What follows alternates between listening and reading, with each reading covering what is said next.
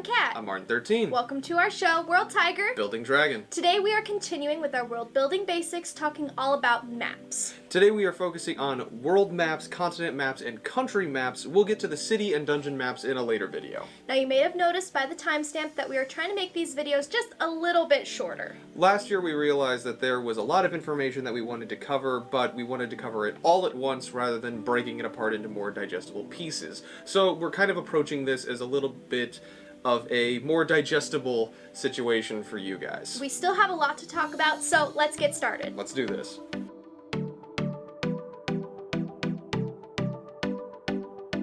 When we talk about world building, there's always a lot of questions that we have to ask ourselves. The who, what, whens, wheres, and whys. And map making is generally no different. The first thing that we need to ask ourselves when we are map making is, what are we making this map of?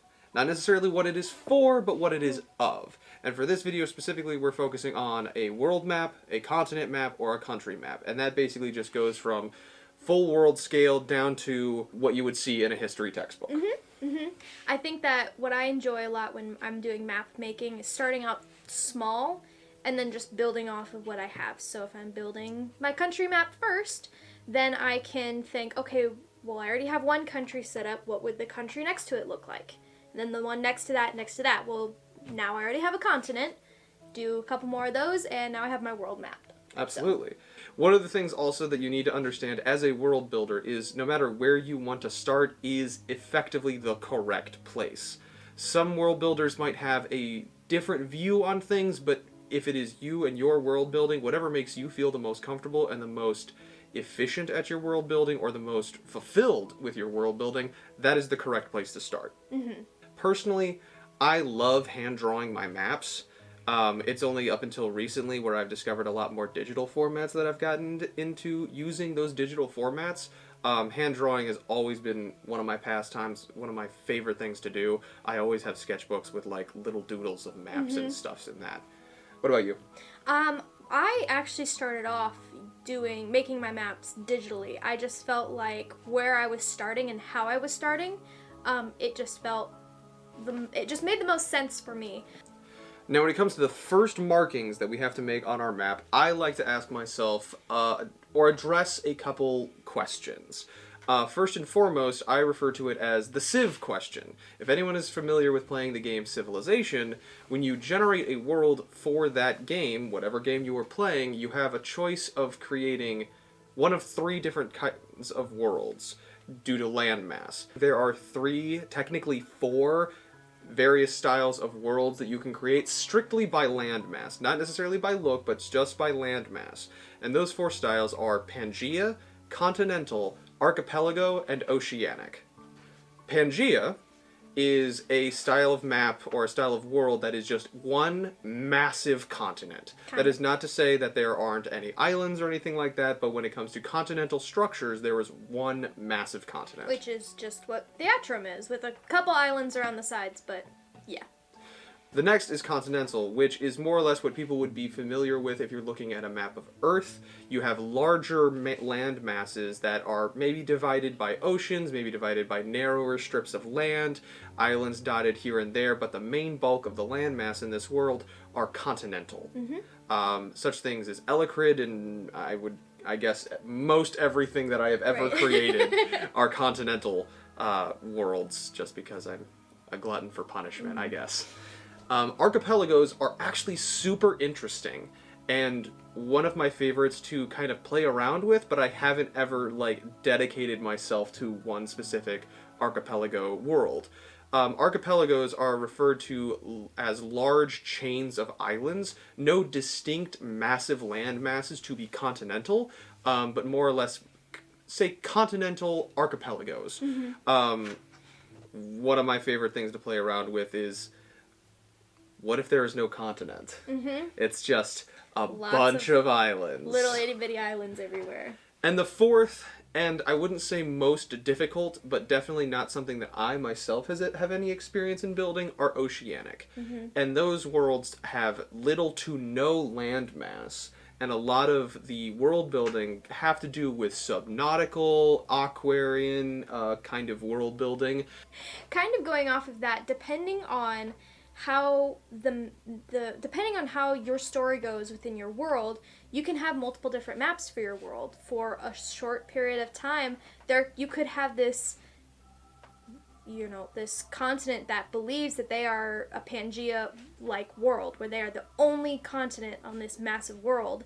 And then some exploring happens, and they find out that they're not the only one. In reality, you have more of a continental world, where there's other continents going on. And that actually alludes very perfectly into the next part, the process that I go through.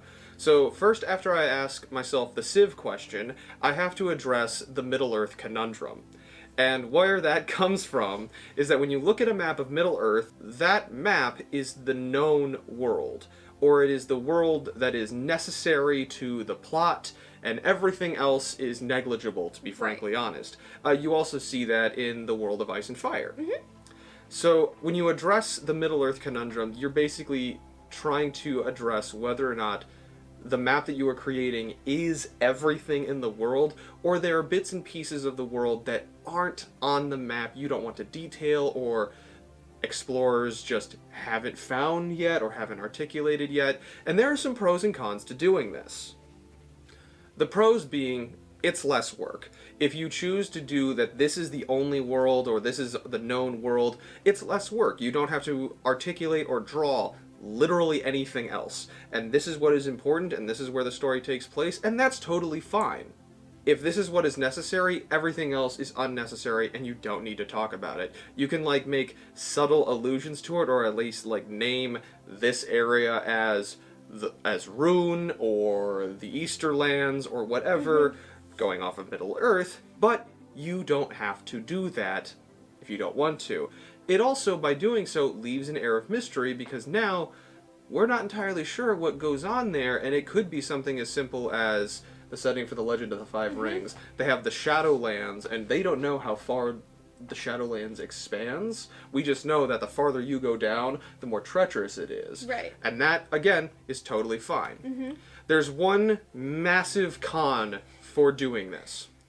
If you ever, as a world builder, as a storyteller, as a game master, anything, create a setting with a known world and the unknown world, if you ever articulate anything that has happened or exists in the unknown world, your readers, your gamers, your fans will not stop blowing up your inbox, and you will have to live with that for the rest of your life. Which is fine. This is fine. Or you can keep feeding them little bits of information just to satisfy them for just long enough. Oh yeah, turn your Twitter into your Silmarillion. Let's do that! So, now that you kind of know the idea of map that you want to go for, now you get to start. So, make sure that you take your time when you're creating your own maps. Make sure every detail is how you want it. Just enjoy the process. You don't have to do it all in one go. Pick it up, put it down, but try not to burn yourself out. I know that when I was starting to create my maps, sometimes I would just sit there for hours and hours trying to make it absolutely perfect, which is just something that I like to strive for, but then I would end up burning myself out after hours of world building and just be like, nope, can't do it, and then take a couple weeks off. But yeah, don't linger on it for too long. Enjoy the process, but it doesn't have to be absolutely perfect. You can always change things if you need to. And your process can be just going for it. If you have a plan, it's good to go into it with a plan, but also it's fair and fine to go into it without a plan. A lot of my world building when it comes to map making, I kind of just let the pen guide me. The only reoccurring issue that I've really run into is that I have a tendency to put a landmass that is vaguely reminiscent of Russia in it. I don't know why. I don't know why, but it just happens a number of times. My recommended process in going about creating your map, whether it is drawing, digital, no matter what, I usually start with the larger land masses, your continental shapes, your Pangea shapes, stuff like that, then moving on to the islands, just because you want to establish the larger land masses before you start establishing smaller land masses. Generally, smaller land masses like islands and chains of islands can come off of the larger land masses, and those really flesh out the detail in a map. Just something to consider. And if you don't want islands like that, you don't have to have islands like that.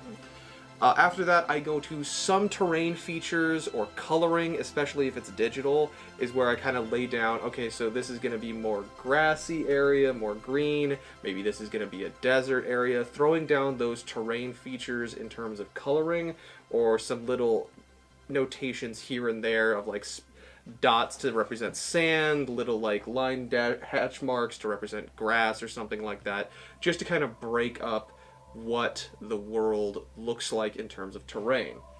From there I go to the mountains, rivers and lakes, and then we start getting into your settlements and cities to other extemporaneous things that you want to throw in there.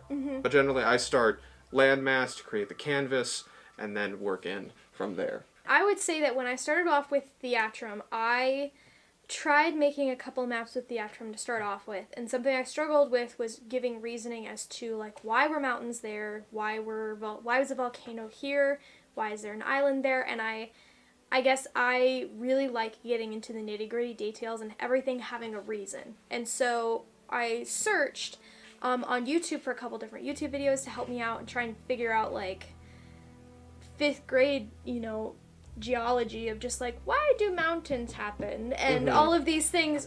Basically I went into Photoshop, drew a ton of different random lines, put that onto the software G-plates, traced over those, and basically made a ton of tectonic plates, drew a country on top of that, and then drew a continent on top of that, then made countries based off of the different lines. And you can see where I started to get burnout from world building because it was just way too much. And that helped me in the end, because now instead of being like, well, why is there a mountain here? Or why is there this here or that in each area? And in the end, I can just say to myself, well, that's just how the world was forged. And I can just leave it at that. I don't have to search for continuous reasons. Now, there are definitely places in Theatrum where it's like, I just thought a mountain would look good here, so I just threw one in. But as far as like the base building of my world, I really wanted to have a reasoning and everything for that. This is often for me, one of the greatest gateways for world building. If I know what the map looks like, if I know where the mountains are, where the forests are, where the climate changes are, I can build whatever I want. Finding different ways, or finding different like nuancy little titty bitty things in your maps that kind of lend themselves to their own story beats is really awesome. Some common ones that we find in more pop culture media that we're familiar with is the Arm of Dorne in the world of Ice and Fire. That used to be a land bridge that connected Westeros to Essos, but thanks to plotline BS, it was destroyed and now it's an archipelago called the Stepstones. What were some land masses that you've created that kind of gave you that inspiration to get those tiny not tiny, but those specific stories based on the landmass? The one that comes to mind for me, in the world of Hiatus, there is between two of the continents, there is this sea called the Severed Sea. And it literally looks like this continent was just severed from this main continent. But then there's the sea, but at the base of the sea there is kind of this land bridge, these 2 points of the continents that are kind of reaching out to each other and almost connect, but the sea cuts it off just, those few hundred yards or whatever, probably a few little wider than that. But the sea just cuts it off. And for me, that was really cool because now I can go back and say, well, this is a land bridge that is only connected during this specific season when the water level's lower, and so people can cross between these 2 continents from this land bridge. And then that fed into later development of cultures and so on and so forth. Right. But that's one of my favorites. What about for Theatrum? There is a mountain range that kind of cuts off Dalharl completely from the rest of Theatrum. It is just laid, like the mountain range just cuts this country completely off from the rest of them. So giving a story or a mythological reason as to why that is, where the dragon Kidal basically like the last thing he did was lay his body across, cutting off Dalharl from the rest of the Atrum to keep all the nasty, gross creatures that the goddess of trickery had created to kind of infest the rest of the world, and he just was like, nope. And so his spine is what, kind of like the Dragon Spine Mountains, his spine is just what is cutting off. What is keeping those monsters at bay. Mm-hmm. And it lends itself to storytelling. Mm-hmm. Maps create some of the coolest stories if you just look at it and think about it for half a second. Right. It will come to you, I promise. It's so awesome. And that's one of my favorite things too, is like when you're world building and it's just like, this would look great with a mountain on it. Or if it's like, this looks really cool with this river here. It's like, well, why is that river here? Or why is that bridge here? And then there you go. More stories that you can tell. A lot of the times when you're trying to name these land masses, they can just come from what they look like. So when you're world building, you don't have to necessarily come up with some random blob on a piece of paper that you're trying to make in your mind look like a continent. You can have something like the fingers, or Massey's hook, where it's just like it looks like a hook. It looks like fingers. Right. You can just, I don't know, take a random household object to make that into a map, make it a little, round out the edges, make them a little strange, give it an island or two, and there you go. Now you have your world map. Now you have your world map. You should not be afraid to, when you are world building and a thing looks a certain way, just make a reference to it. Lean into it. Lean hard into it. And it'll just come to you, and it'll be so much easier. Mm-hmm. Some maps might not fit exactly what you want it to be. Never throw those away. No. I have kept so many of my maps from when I was younger, and I didn't necessarily know what I was doing, but like I can always go back and reference these land masses and think, okay, well I liked this particular thing, so I'll just move it into this. Mm-hmm. Or I liked this island, so I'm going to put it here. As you work through, some people say keep all of your old writings.